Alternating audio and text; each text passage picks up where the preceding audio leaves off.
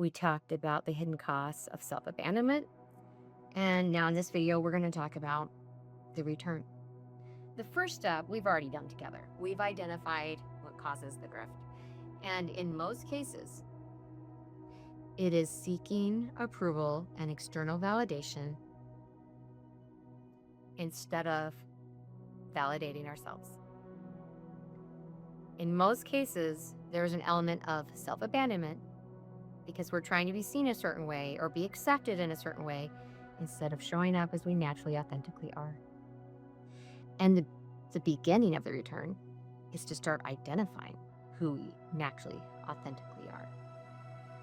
And that is not as simple as it sounds. I have founded multiple businesses, and I've had a lot of people come up to me and ask me, how do you do it all? And there were periods of my life where I was heavily people-pleasing and running on fumes. So I may have looked from the outside like I had it all together, but I was suffering internally. So I'm here to tell you from personal experience and bear testimony from direct knowledge that someone could look like they have it all together and that they're living the perfect life and internally be in a lot of pain. I wanted everyone to like me so badly that I was physically in pain if someone was displeased with me.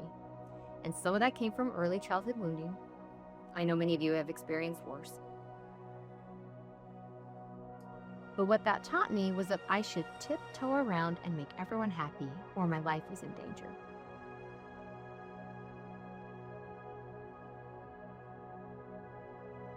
On a somatic, physical level,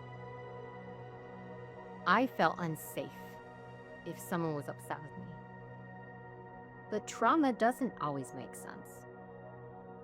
And it exists quietly in the background, dragging decisions in ways we don't even realize are happening, because we can give it a layer of logic.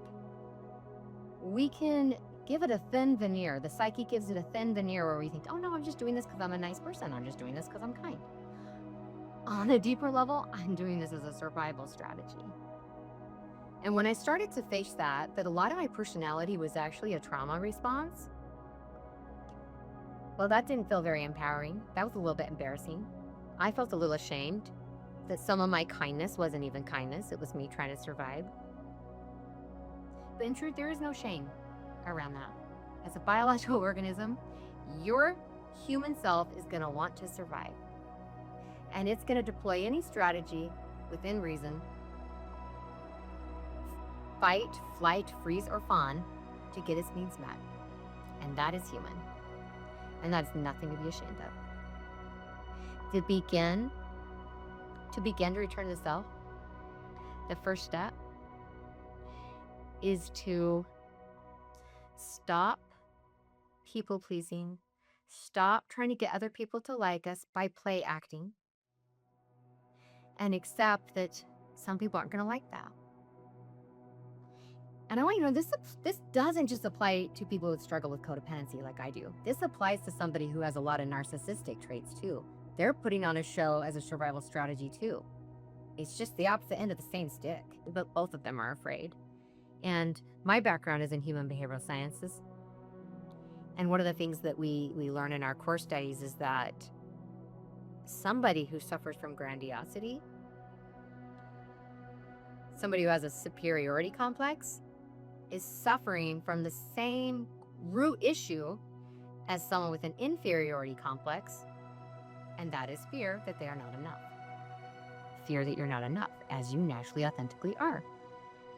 And that comes from childhood wounding. And I want to say, even though some of us have suffered severe abuse, and it's pretty obvious why we feel like maybe there's something wrong with us as a young child, like, oh, if my dad's hitting me, there must be something wrong with me.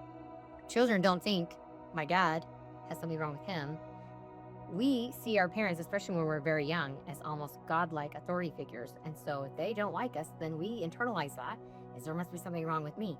And ironically, that feels safer, because to admit our caregivers are psychologically damaged and unable to care for us is scarier at that phase of development than to think, well, maybe there's just something wrong with me because I can fix that. I can do better. I can be a good girl. I can be a good boy. And I want to put it out there that your trauma doesn't have to be trauma with a big T. It can be trauma with little t. Lots of micro incidents that add up that have just as much of a detrimental effect. And that can be things that aren't quite as obvious, like emotional neglect, where you have a parent who does love you and provides and isn't overtly mean or unkind, but they're just not emotionally available to you. That is incredibly devastating to a young child who needs emotional attunement. And that can create a people pleaser just as much as someone who's tiptoeing on eggshells. I know this is a heavy topic, and the last thing I want to do is discourage you, because the whole point of the return is that you can return. You, beautiful, shining star, you can return to your true, authentic beingness. And that will be the biggest gift, not only to yourself, but to your family, your friends, and the entire world. You returning to your natural soul blueprint,